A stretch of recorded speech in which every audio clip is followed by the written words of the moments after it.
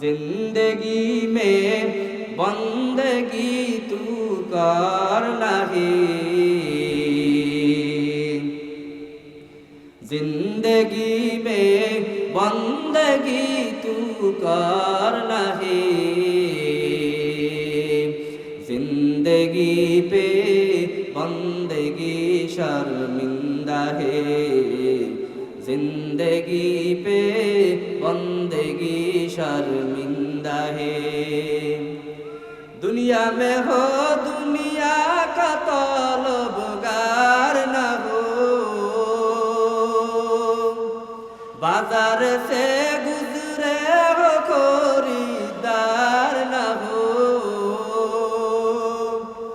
दुनिया में हो दुनिया का तलबगार न हो, बाजार से गुजरे हो खरीदार न हो, वरना कोई चारा दो जहां में नहीं, वरना कोई चारा दो जहां में नहीं, जिंदगी में बंदगी तू करना है,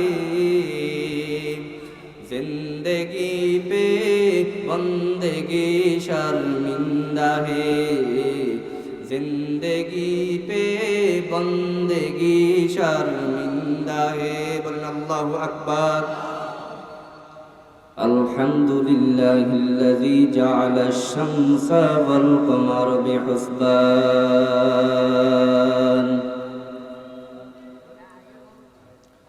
والنجم والشجر يسجدان وفضل زمانا على زمان كما فضل مكانا على مكان وإنسانا على إنسان ونشهد أن لا إله إلا الله وحده لا شريك له لا ضد له ولا ند له ولا مثل له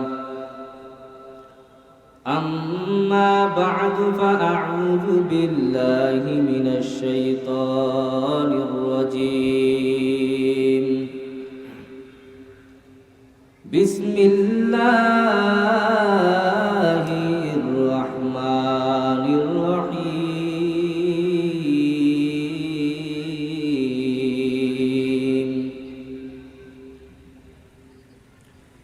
يا أيها الذين آمنوا اتقوا الله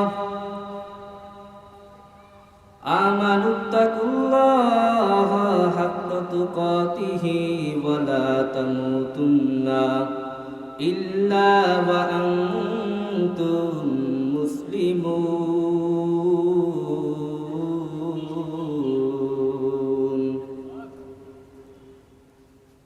وقال النبي صلى الله عليه وآله وسلم تركت فيكم أمرين لن تضلوا ما تمسكتم بهما كتاب الله وسنة رسوله أو كما قال النبي عليه الصلاة والسلام. صدق الله مولانا العظيم وصدق رسوله النبي الأمي الكريم ونحن على ذلك من الشاهدين والشاكرين والحمد لله رب العالمين. سبحانك لا علم لنا إلا ما علمتنا إنك أنت العليم الحكيم. رب اشرح لي صدري ويسر لي أمري واحلل عقدة من লিসানি ইয়াফকাহু কওলি। সবাই মুহাব্বতের সাথে দরুদে ইব্রাহিম পড়ি। আল্লাহুম্মা সাল্লি আলা মুহাম্মাদিন ওয়া আলা আলি মুহাম্মাদ কামা সাল্লাইতা আলা ইব্রাহিম ওয়া আলা আলি ইব্রাহিম ইন্নাকা হামিদুম মাজিদ। اللهم بارك على محمد وعلى آل محمد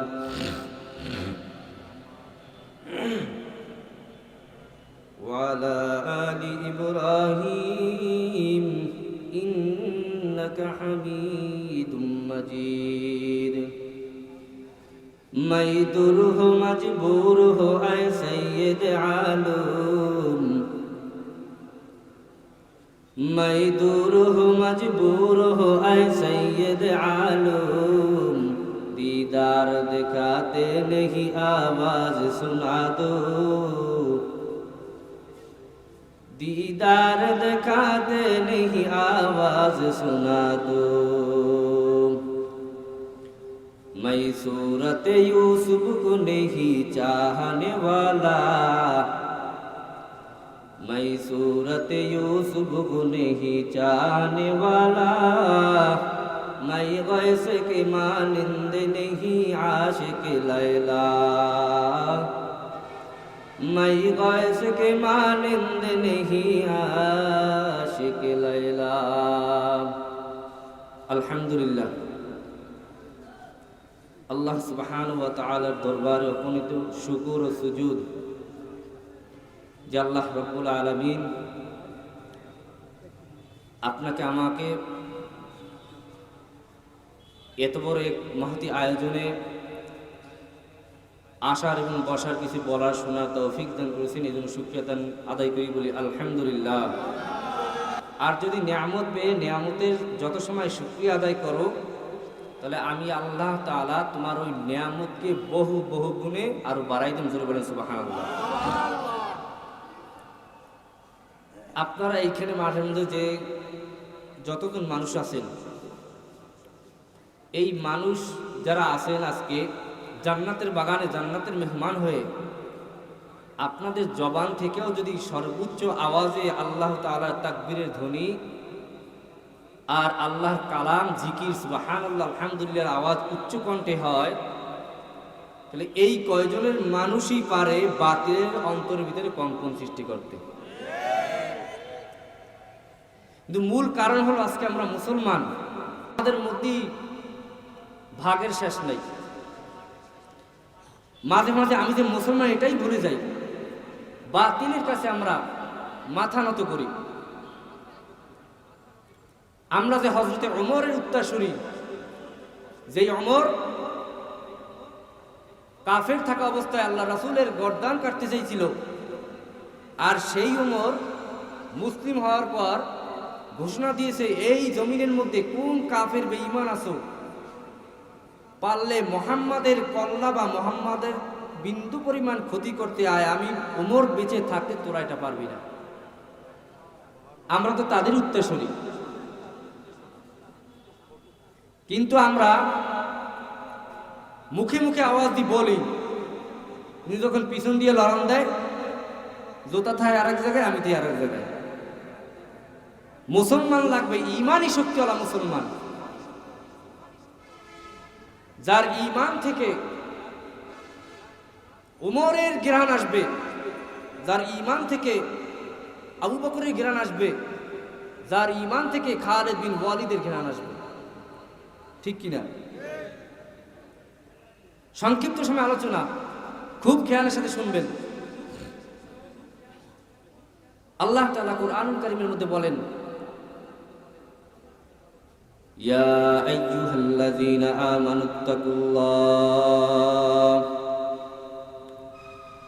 আমানুত্তাকুল্লাহা হাক্কা তুকাতিহি ওয়া লা তামুতুন্না ইল্লা ওয়া আনতুম মুসলিমুন।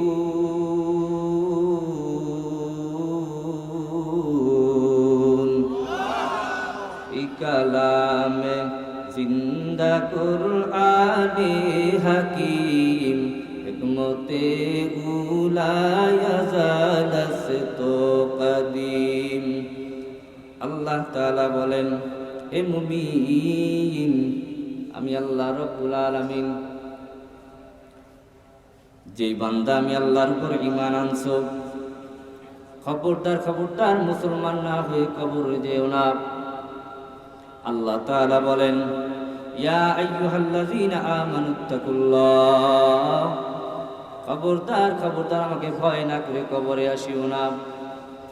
আল্লাহ তাআলা বলেন, আমাকে ভয় করো।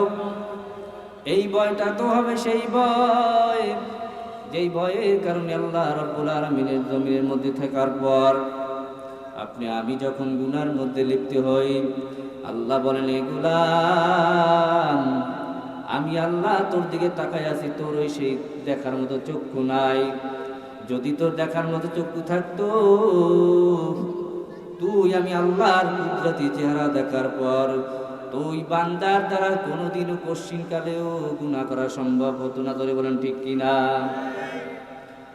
আল্লাহ তাআলা বলেন, এ গোলাম, তুই জানো এই জমিনের মধ্যে আমি আল্লাহ তোকে কত নিয়ামত দান করলাম। এই নিয়ামত পাওয়ার পর তোর কাছে আমি বেশি কিছু চাই না। এ গোলাম, তোর কাছে আমি শুধু এতটুকু চাই, আমি আল্লাহ যে হুকুমগুলো পালন করতে বললাম টাইম মতো বান্দা তুই এই সব হুকুমগুলো মান। আল্লাহ তাআলা বলেন, 5 ওয়াক্ত নামাজ আমি আল্লাহ জামাতের সাথে আদায় করতে বসি পর বান্দা তোর গুনাহ মাফ করে দেব। আমি আল্লাহ রাব্বুল আলামিন রমজানের রোজা তোর উপরে ফরজ করছি, রোজা রাখ, তোর জীবনের গুনাহ মাফ করে দেব। আমি আল্লাহ চাই এ বান্দা তোর দ্বারা পৃথিবীর মধ্যে কোনো বান্দা যদি কোনো মুমিন মুসলমান আল্লাহ তাআলা চায় ওই মুসলমান কোনোদিন মৃত্যুবরণ করার পর আল্লাহ চায় না ওই গোলাম জাহান্নামে যাক। আল্লাহ তাআলা চায় আমার গোলাম সর্ব হালতে দুনিয়ার মধ্যে ভালো থাকুক। আমার গোলাম দ্বারা যেন আমি আল্লাহ রাব্বুল আলামিন আমি আল্লাহ যে হুকুম করলাম আমার বান্দা যেন ওই হুকুম অনুযায়ী তার জিন্দিগিটারে চালায়।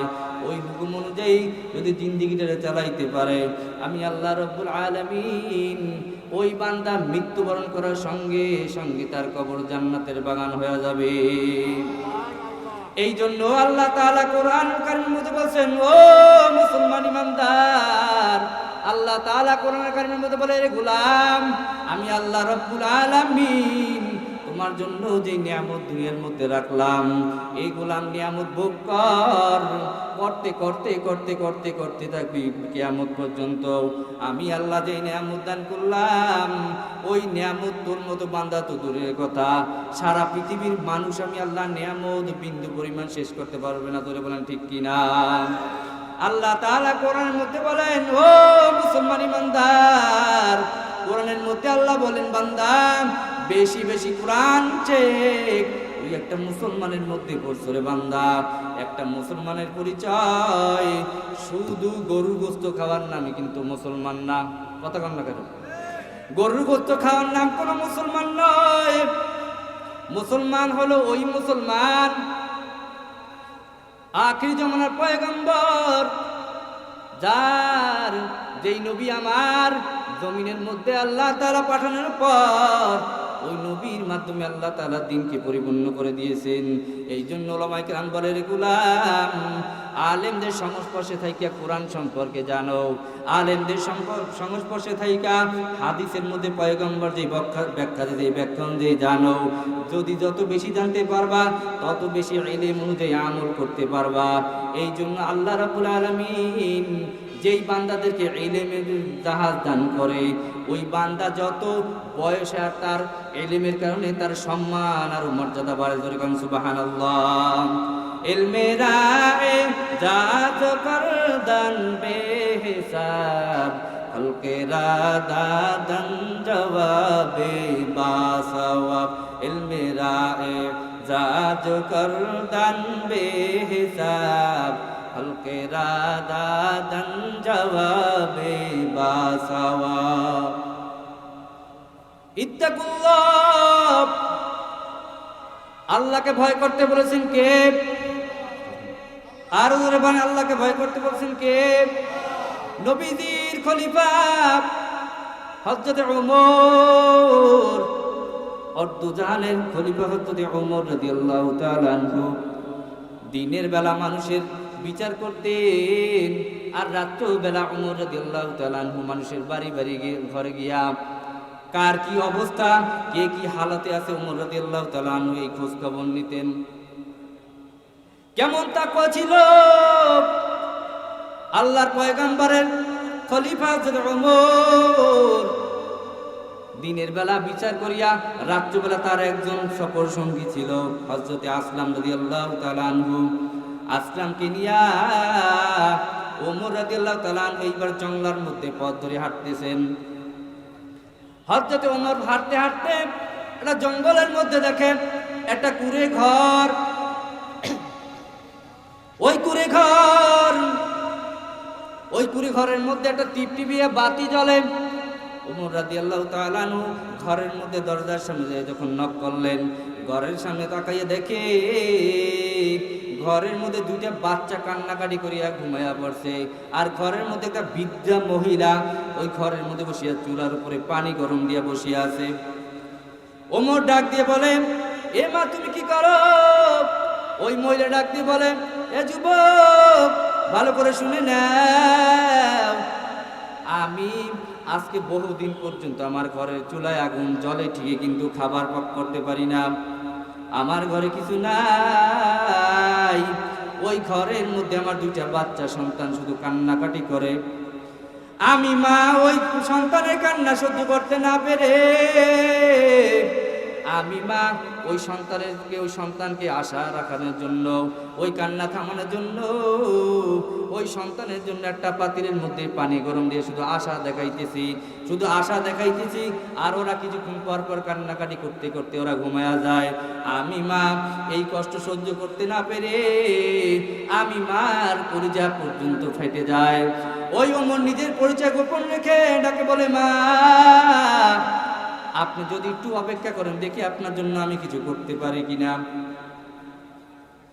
নবী সাহাবী তাকওয়া অবলম্বন করেছেন, এমন তাকওয়া হযরত ওমর দৌড় দিয়ে তার রাষ্ট্রের মধ্যে বাইতুল মালের মধ্যে গিয়ে আসলামকে ডেকে বলে, রে আসলাম, ওই যে আটার বস্তাটা দেখতেছ, ওই আটার বস্তাটা আমার মাথায় উঠাইয়া দাও।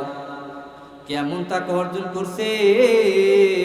আসলাম বলে, আমিরুল মুমিনিন, আপনি তো গোটা পৃথিবীর অর্ধজাহানের বাদশাহ, আপনি কেমনে এই আটার বস্তা আমি আসলাম থাকতে আপনার মাথায় দেন?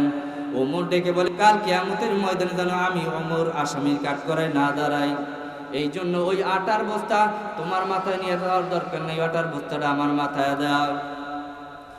এমন তাকওয়া অর্জন করেছে ওমর। কেমন তাকওয়া ছিল? ওমর ডাকে বলে, আমার মাথায় জাগায় দাও।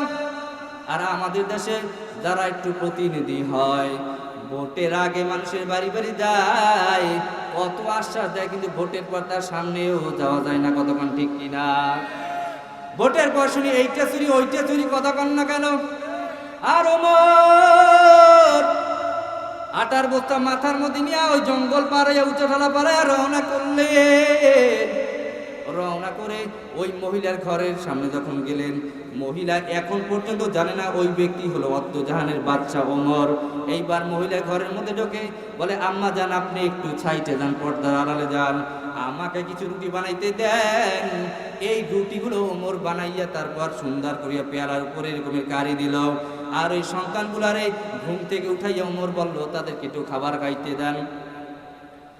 এতদিন পর্যন্ত ওই মহিলা না খেয়ে থেকে যখনই খাবার পাইল,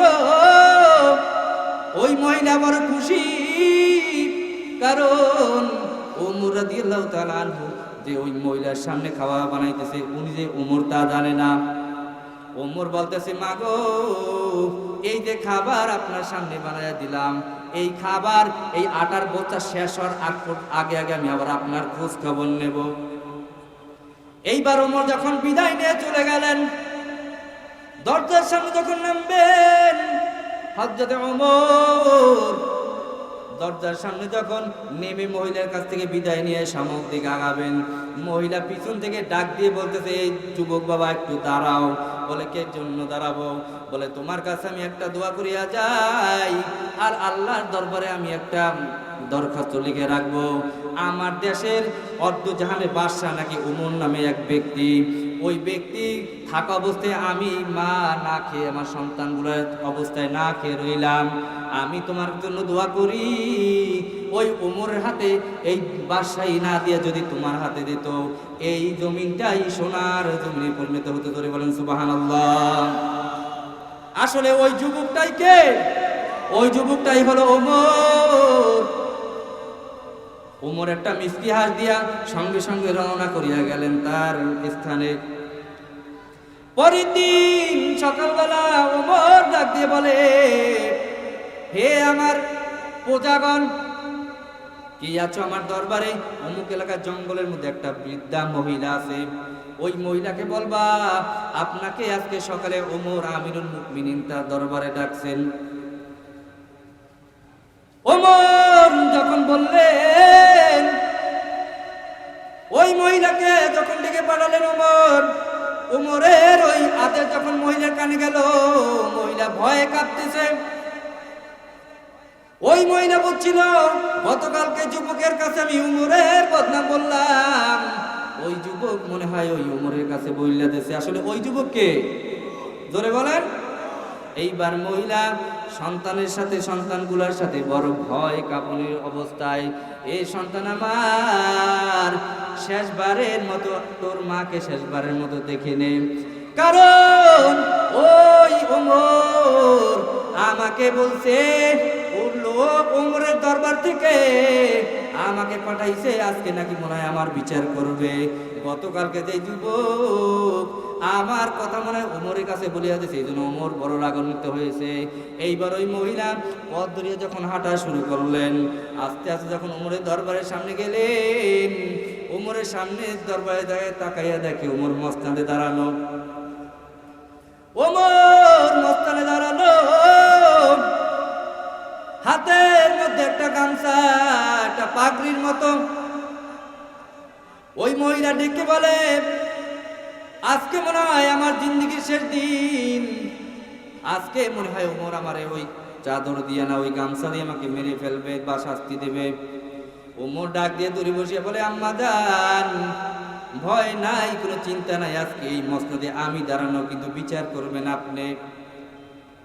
আজকে এই ময়দানে এই মসনদে আমি দাঁড়ানো ওমর, আজকে আমি বিচার করব না, আপনি হইলেন বিচারক, আমি হইলাম আসামি।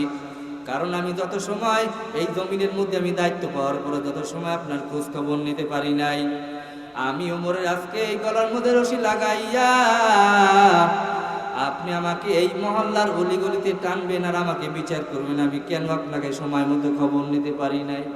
এর নাম হলো তাকওয়া, এর নাম হলো আল্লাহর ভয়। ইত্তাকুল্লাহ,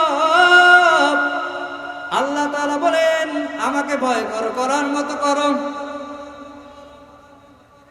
আমরা আল্লাহকে ভয় করি, কেমন ভয়? আল্লাহর ভয় করার চাইতে দুনিয়ার ভয় করি বেশি। কতক্ষণ না কেন ভয় করবো কাকে? কিন্তু ভয় করি কিসে? যেমন দুনিয়ায় ভয় করি বেশি। বাতিলের হুমকি ধমকি খাওয়ার পর তাদের কাছে নত হওয়া মানেই তো ভয় করা। বাতিলকে ভয় করা মানেই তো ভয় করা। অথচ আল্লাহ তাআলা বলেন, আমাকে যদি ভয় করার মতো করতে পারো আর মুসলমান হয়ে যদি কবরে যাও, তোমার মাঝে মৃত্যু হলো, তোমার মাঝে জান্নাত পাওয়ার বাধা হলো মৃত্যু। আজকে মৃত্যু হবে, মৃত্যুর পরে জান্নাত। কিন্তু আমরা সম্পূর্ণের বিপরীত। قال النبي صلى الله تعالى عليه وآله وسلم تركت فيكم أمرين لن تضلوا ما تمسكتم بهما كتاب الله وسنة رسوله أو كما قال النبي عليه الصلاة والسلام। হে মুমিন, ঈমান যদি শক্ত করতে হয়, ঈমানের বইটা যদি বড় করতে হয়, তাহলে পয়গম্বর বলেন দুইটা জিনিস তোমাদের মাঝে রেখে গেলাম। এই দুইটা জিনিস যদি তোমরা আঁকড়ে ধরতে পারো, এই দুইটা জিনিস কি জানো? এক নম্বরে হলো কিতাবুল্লাহ, আল্লাহর কালাম, আর দুই নাম্বার হলো পয়গম্বর আদর্শ। এই দুইটা যদি মানতে পারো, আল্লাহর নবী বলেন তোমাদেরকে কেউ গোমরাহ করতে পারবে না। আর এই দুইটার যদি একটা মানো আরেকটা ছেড়ে দাও, তারপরে তুমি গোমরাহ হয়ে যাইবা। আবার যদি দুইটা মানতে পারো, এই দুইটা মানার কারণে আল্লাহ তাআলা তোমার দুনিয়াতেই তোমাকে বাদশাহী বানাবে, আখিরাতেও বাদশাহী বানাবে। জোরে বলেন সুবহানাল্লাহ। আল্লাহ আল্লাহ ক্যা মুবারক নাম হ্যায়, আল্লাহ আল্লাহ ক্যা মুবারক কাম হ্যায়। আমলে জিন্দেগির বড় দাম। কেমন আমল করেছেন সাহাবায়ে কেরাম, পয়গম্বররা কেমন আমল করেছেন, যে আমল দেখে সাহাবায়ে কেরাম উৎসাহিত হয়েছেন। সাহাবায়ে কেরামদের জিন্দেগির আমল দেখে তাবিনরা উৎসাহিত হয়েছেন। এরপর থেকে আস্তে আস্তে সমস্ত ওলামায়ে কেরামরা যেই আমলের খাঁটি ধরে রেখেছেন, ওই আমলের পাল্লা দেখে সাধারণ মানুষ স্বীকৃতি ধরে। বলেন কথা ঠিক কিনা? ওলামায়ে কেরামদের থেকে সাধারণ মানুষের মধ্যে ইলম বিলীন করবেন ওলামায়ে কেরাম। নবীজির প্রিয় সাহাবী আব্দুল্লাহ ইবনে আব্বাস রাদিয়াল্লাহু তাআলা আনহু বলে, ও দুনিয়ার মুসলমান, পয়গম্বর যখন থাকবে না, তখন তোমাদের পয়গম্বরের দায়িত্ব পালন করবে উলামায়ে কেরাম। জিন্দেগি তোমার জন্মের পর থেকে মৃত্যুর আগ পর্যন্ত যদি উলামায়ে কেরামের সংস্পর্শে থাকতে পারো, তোমার জিন্দেগি উলামায়ে কেরামের সাথে যদি মিলায়া কাটাইতে পারো, আল্লাহ রাব্বুল আলামিন ওই জিন্দেগিটাকে সাহাবায়ে কেরামদের জিন্দেগির মতো কবুল করে নেবেন। জোরে বলেন সুবহানাল্লাহ। জিন্দেগি মে বন্দেগি তু করনা হে, जिंदगी में बंदगी तू करना है, जिंदगी पे बंदगी शर्मिंदा है, जिंदगी पे बंदगी शर्मिंदा है। दुनिया में हो दुनिया का तलबगार न हो, बाजार से गुजरे हो खरीदार न हो। दुनिया में हो दुनिया का तलबगार न हो, बाजार से गुजरे हो खरीदार न हो।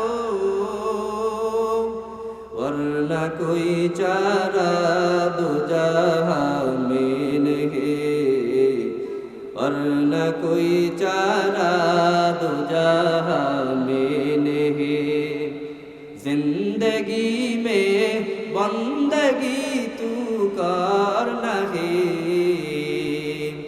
जिंदगी पे बंदगी शर्मिंदा है, जिंदगी पे बंदगी शर्मिंदा है। বলেন আল্লাহু আকবার। নবী বলেন, এই সুন্নাতের আদর্শ যদি চলে যেতে পারো, দুনিয়াও তুমি বাদশা, আখিরাতেও হবে বাদশা। পয়গম্বর বলেন, জমিনটা আমি আল্লাহ রাব্বুল আলামিন জমিনটা এমন পবিত্র করে দিয়েছেন, যেই জমিনটা ওই বান্দার ইবাদতের করার জন্য সহজ করে দিয়েছেন। আল্লাহ তাআলা বলেন, আমি আল্লাহ রাব্বুল আলামিন জমিনটারে এমন ভাবে পবিত্র করি, জমিনটা আমি ছেড়ে দিলাম, ওরে বান্দা যদি পাক পবিত্র হয়ে যদি কিবলামুখী হয়ে যদি নামাজে দাঁড়ায়া দাও, যেইখানে তুমি নামাজে দাঁড়াইবা, আমি আল্লাহ ওইখানেই তোর সিজদা কবুল করে দেব। জোরে বলেন সুবহানাল্লাহ। সিজদার এত দাম, এত দাম। আবার এই একটা সিজদার কারণে চির জাহান্নামী হয়ে যায়। আদম পয়গম্বর, আল্লাহ তাআলা সবাইকে বলেন আদমকে সিজদা করো, সমস্ত পয়গম্বর সমস্ত ফেরেশতারা জিন ইনসানরা আদমকে সিজদা করলো। এবার আল্লাহ রাব্বুল আলামিন ইবলিসকে ডেকে বলে, ইবলিস আদমকে সিজদা করো, আদমকে তোমার সিজদা করা লাগবে। ইবলিস ওই একটা সিজদা না দেওয়ার কারণে আল্লাহ রাব্বুল আলামিন ওই ইবলিসকে চির জাহান্নামী করে দিয়েছেন। ধরে বলেন ঠিক কিনা?